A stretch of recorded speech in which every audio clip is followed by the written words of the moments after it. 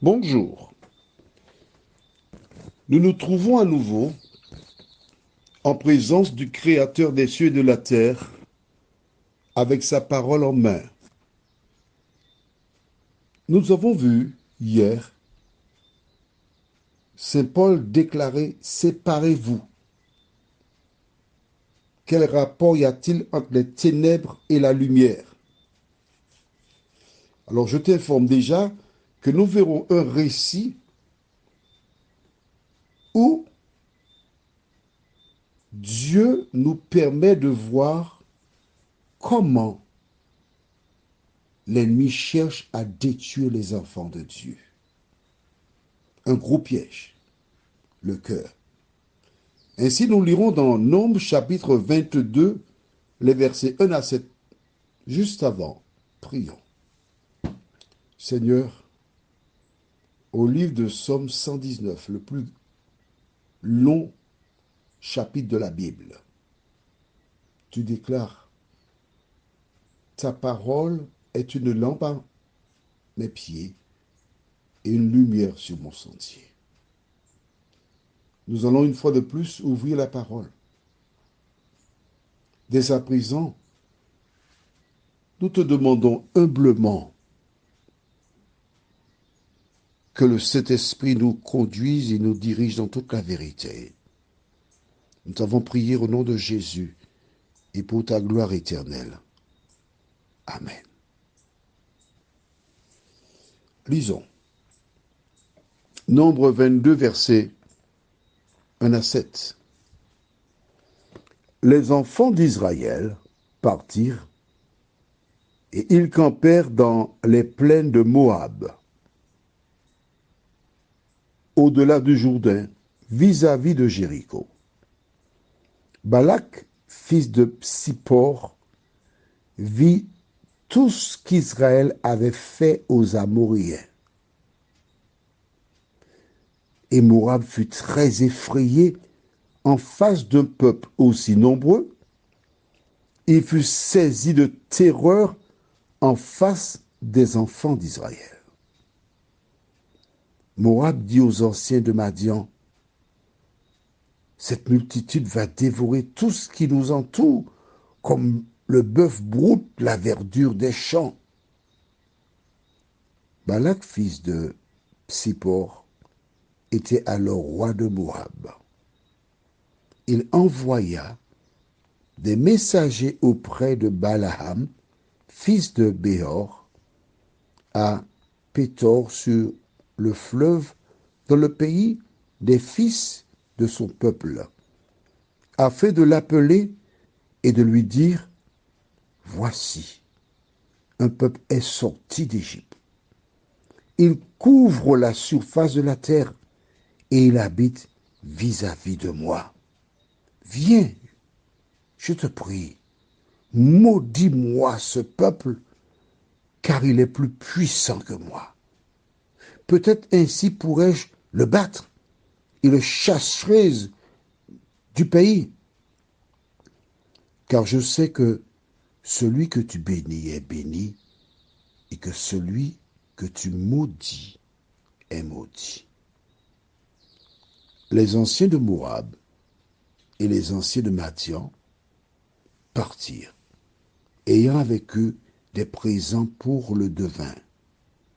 Ils arrivèrent auprès de Balaam et lui rapportèrent les paroles de Balak.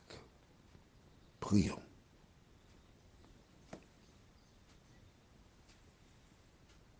Oui, je voudrais prier à nouveau avec toi pour que tu saisisses. Seigneur, nous prions à nouveau car l'heure est grave. Merci de nous éclairer. Au nom de Jésus. Amen. Quand tu es un enfant de Dieu, tu es en danger. Quand l'Éternel est avec toi, tu es en danger. Tu n'as pas besoin de faire du mal aux gens. Souvent, il m'arrive d'entendre des personnes dire « Mais je n'ai rien fait à la fille et me fait des méchancetés. Aujourd'hui, tu as la réponse. Aujourd'hui, tu as la réponse. Les enfants d'Israël laissèrent l'Égypte. Et voici ces peuples, Madian, Moab, lorsqu'ils voient le peuple arriver, ils ont peur. Ils ont peur. Aux Antilles, il existe un proverbe qui dit « Yoka prend du vent avant du vent ». C'est-à-dire que les gens prennent les devants face à une situation. Israël ne s'occupe pas d'eux. Ils sont à leurs affaires, ils avancent vers la terre promise, terre de leurs aïeux. Mais ces personnes qui voient Israël, ils ont peur. Et c'est la peur qui les pousse à dire du mal de toi. La peur qui les pousse à aller voir des québoiseurs pour chercher à te nuire, te détruire, parce que tu représentes un danger pour elles. Est-ce que tu as compris cela? Il faut comprendre ça. Jésus, du reste, le dit. Toutes celles et ceux qui veulent vivre pieusement Jésus-Christ, c'est la Bible qui le dit, hein, seront persécutés. Mais Jésus déclare, celui qui persévère jusqu'à la fin sera sauvé. Quel est le rôle de l'ennemi, du diable? Son rôle consiste à provoquer des situations pour que tu te détaches de l'Éternel.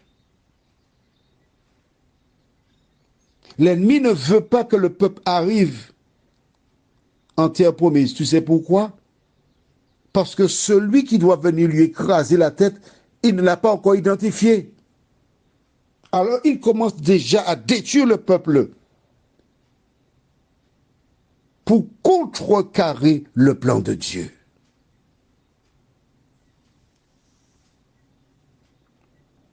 Balaam est un homme connu. En ce temps-là, on appelait ces gens aussi le devin, le voyant. Alors il envoie une délégation. Il y vient, maudit le peuple pour moi. Attention, toi qui m'écoutes, tu es un enfant de Dieu, sache que le diable est en guerre contre toi. Comment peux-tu te protéger? En fermant toutes les avenues par lesquelles il peut t'atteindre. Lis la parole. Mets-la en pratique.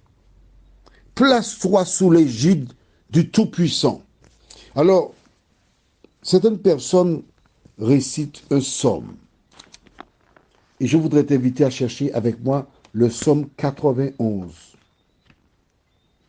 Psaume 91. Et le psaume 91 te dit ce que tu dois faire pour bénéficier de la protection de Dieu et fermer la porte aux attaques du diable. Seulement si tu fais cela, Dieu peut te protéger. D'abord, il faut l'accepter comme sauveur personnel. Et une fois que tu as accepté Jésus comme sauveur personnel, que fais-tu? Psaume 91, verset 1. Celui qui demeure sous l'abri du Très-Haut repose à l'ombre du Tout-Puissant.